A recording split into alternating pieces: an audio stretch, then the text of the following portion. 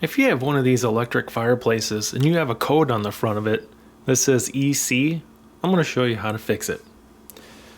Now here's the remote for this fireplace, and yours should do the same thing. It will allow the lights to turn on and you'll see the flame, but you can't adjust temperature or the timer. Basically, there is no heat involved. So here's what we need to do. You need to unplug the fireplace and leave it unplugged for a minimum of 5 minutes. Now if you use your fireplace throughout the winter season, 4 months or so, you may get this code once or twice.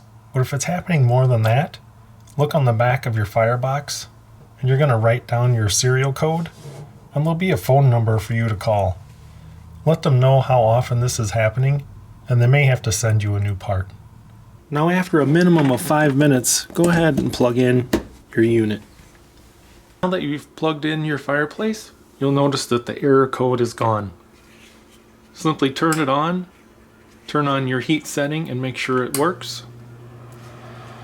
And basically what happens is the thermostat loses connection with the circuit board. This gives you the error code. If this is happening more than once or twice per season, I showed you on the back where to get your serial number and a phone number to call for a replacement part. Hope this video was helpful.